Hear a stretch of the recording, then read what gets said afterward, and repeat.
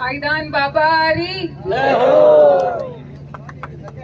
जोधा बाबा प्रागा बाबा की इस भूमि को प्रणाम करती हूँ, वंदन करती हूँ। एक बार जोरदार भारत माता की जय हो। आवाज आवड़ आई कौन? जोरदार। हमारी आवाज कम आवे किधर है? भारत माता की ओ भाई लोग खड़ा है, मैं हाथ ऊंचा वो नहीं किया। भारत माता की वंदे वंदे वंदे। धन्यवाद। आज रावतसर की चुनावी सभा में हमारे बीच में भारतीय जनता पार्टी से बाड़मेर, जैसलमेर, बलोत्रा जिला के लोकसभा के प्रत्याशी आदरणीय कैलाश जी चौधरी, भारतीय जनता पार्टी के बाड़मेर विधानसभा से प्रत्याशी रहे आदरणीय दीपक जी कड़वासरा, सम्मानित मंच, सामने विराजे हुए सभी पितातुल्य बुजुर्गगण, युवा भाइयों और मातृशक्ति। सबसे पहले तो आवाज तेज हुई। सबसे पहले तो मैं आप सबको बहुत बहुत धन्यवाद देती हूँ कि छत्तीस कौम की जनता ने अपनी इस बहन को आशीर्वाद दिया और बाड़मेर विधानसभा से आपकी आवाज वहाँ राजस्थान की विधानसभा में उठा सके, इसका मौका आपने दिया, आशीर्वाद दिया। आप सबको बहुत बहुत धन्यवाद देती हूँ। वो विधानसभा चुनाव के अंदर एक अलग ही माहौल था और आप सबने अपना काम समझकर, घर का काम समझकर रात दिन जो मेहनत की, उसके लिए जितना आपको धन्यवाद दें उतना कम है और मैं जीवन भर के लिए आपकी ऋणी हूँ, आपकी आभारी हूँ। जब मैं विधानसभा के अंदर पहला कदम रखा था तब मुझे महसूस हो गया था कि बहुत बड़ी जिम्मेदारी मेरे कंधों पर आई थी। नाम के साथ विधायक आपने जोड़ा, लेकिन उस विधायक शब्द के साथ कितनी बड़ी जिम्मेदारी है, जनता का विश्वास है, जनता की आशाएं हैं। और जो 15 साल से जो काम नहीं हुए, जो हमारे मूलभूत सुविधाएं थी वो नहीं हुई, तो उन जरूरतों को पूरा कराने की जिम्मेदारी जो मेरे कंधों पर आई, तो बहुत ऐसा लगा कि ये बहुत बड़ा काम है और मुझे करना है। मैं आपको बताना चाहूंगी कि आपने जब जयपुर भेजा जिताकर, तो भारतीय जनता पार्टी के जो प्रदेश के नेतृत्व है, दिल्ली के जो नेता हैं, उन्होंने आपकी इस बहन का हमेशा मान सम्मान किया। पहला मौका था जब राज्यसभा मेंबर का नॉमिनेशन था। राज्यसभा का मेंबर बनता नहीं जिन्हें आप फॉर्म भरवा, अटे एमएलए रा फॉर्म भरा, लोकसभा मेंबर रा फॉर्म भरा, जिन्हें भेड़ा रखा भाई कि नहीं मान सम्मान देना हुए थे कि भाई भेड़ा रहन फॉर्म जमा करावे।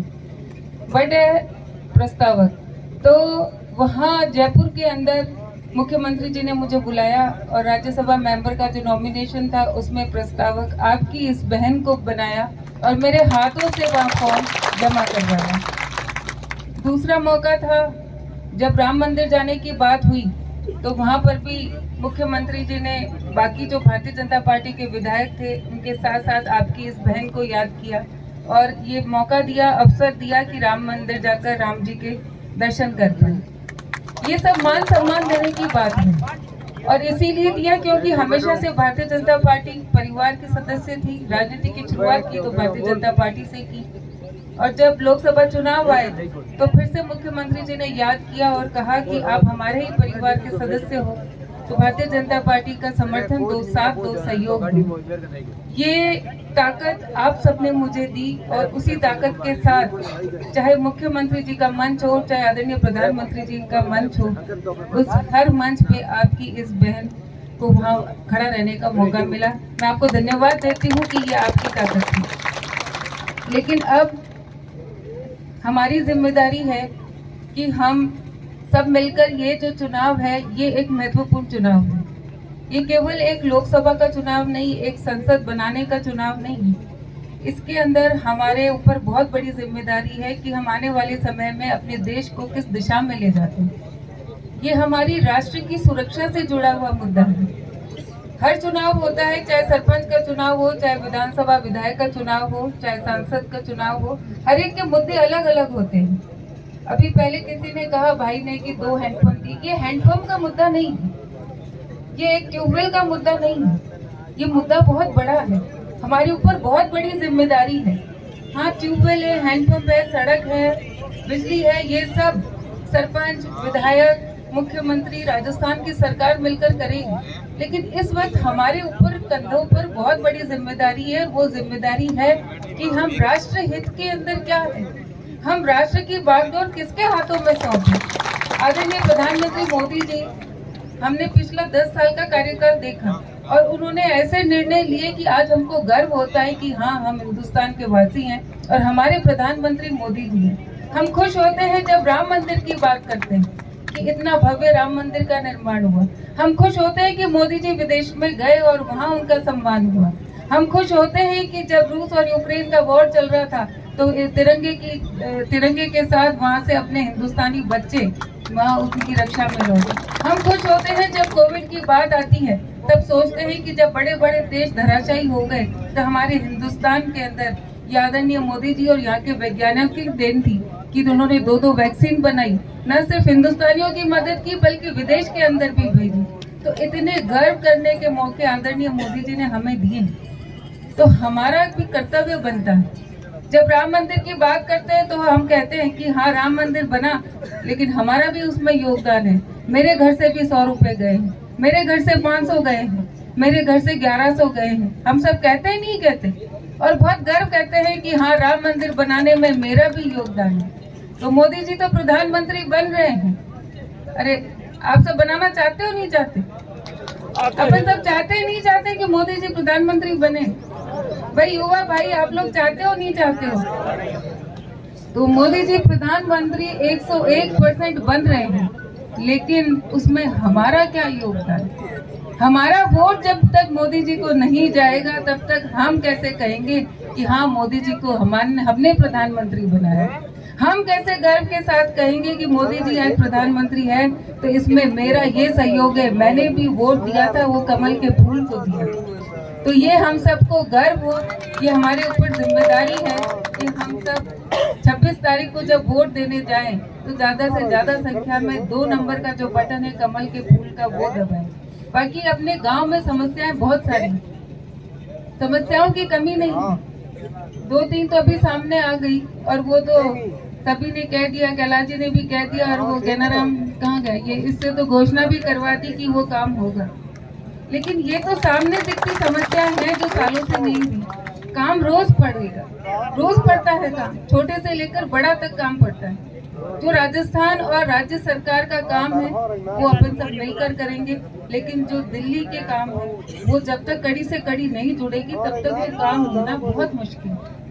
हम सबको पता है कि ERCP मतलब भरतपुर के करीब के जिले थे, वहाँ पर नया जो कैनाल का प्रोजेक्ट आदरणीय मुख्यमंत्री भजनलाल जी ने सरकार बनते ही स्वीकृत करा है।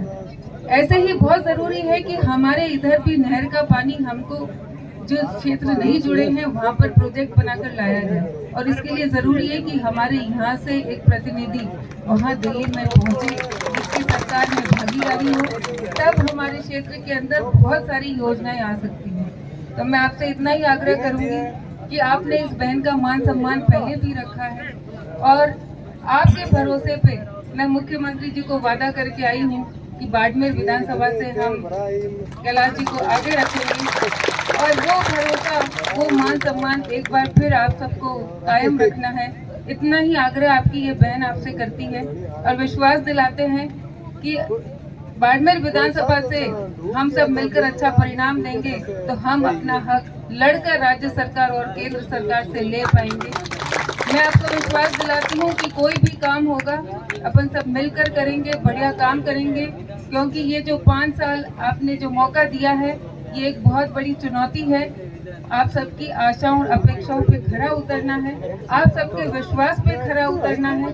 जो काम कभी नहीं हुए, जो सालों से काम लंबित है, उन कामों को पूरा करना है, और उसके लिए जरूरी है कि आप सब मिलकर ताकत दें। एक ताकत आपने दे दी, एक बार और ताकत देने की जरूरत है। 26 तारीख को ज्यादा से ज्यादा संख्या में कमल के फूल पर बटन दबाएं, और निश्चित रूप से काम में कोई कमी नहीं रहेगी, विकास में कोई कमी नहीं रहेगी। तो आप सब तैयार हो? एक बार जोरदार नारा लगाएंगे तो पता चल जाएगा। भारत माता की। वो मेरे भाई ने हाँ, हाथ नहीं हूँ, मेरी नजर है सब पे। एक बार और, भारत माता की। क्योंकि पिछले विधानसभा चुनाव में मैंने कहा था कि रावत सर में पता नहीं क्या होगा, लेकिन आप सबने बहुत मजबूती दिखाई और बहुत अच्छे यहाँ से परिणाम रहे। और मुझे आशा है कि रावत सर ही नहीं, पूरे इस मंडल से और आसपास की पंचायतों से बहुत अच्छा परिणाम रहेगा। अपन सब मिलकर मेहनत करेंगे, इतना मुझे विश्वास है। धन्यवाद। जय हिंद, जय भारत।